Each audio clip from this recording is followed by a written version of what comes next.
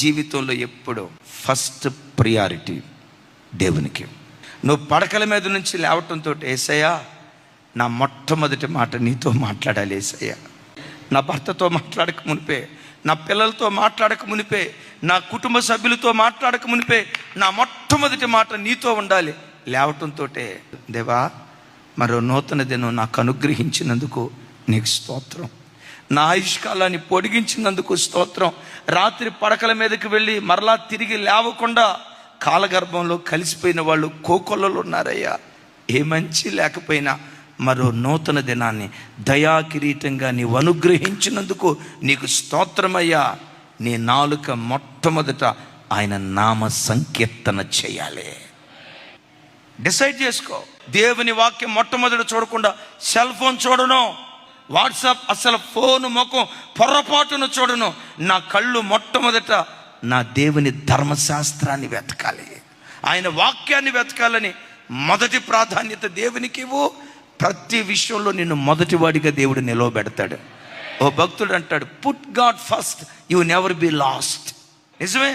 పరిశుద్ధ గ్రంథమైన బైబిల్లో అనేక మంది సూర్యుడు ఉదయించక మునిపే పడకల మీద నుంచి లేచి వేకువజామును ప్రార్థన చేసి చరిత్రను మార్చే చరిత్రకారులుగా మారిపోయారు.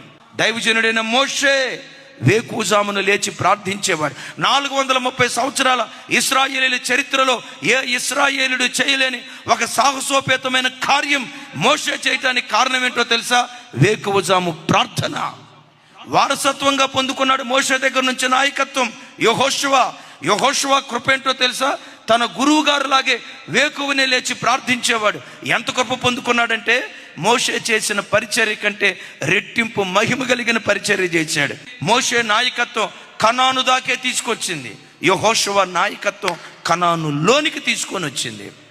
ఆ వంశ పరంపరలో పుట్టినవాడే దావీదు.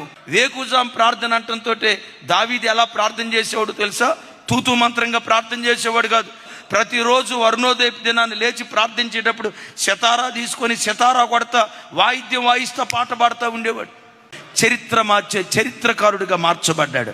హిజ్కియా వేకువజామును లేచేవాడు, యెహోషాపాతు వేకువజామును లేచేవాడు. వీటన్నిటికి మించి మన ఆరాధ్య దైవం, మన గురువు, మన నాయకుడు, మన మార్గదర్శి యేసుక్రీస్తు వారు ఇంకనూ చీకటి ఉండగానే పెందల కడనే లేచి ఒలీవ కొండకు వెళ్ళి ఏకాంతంగా ప్రార్థన చేశాడు.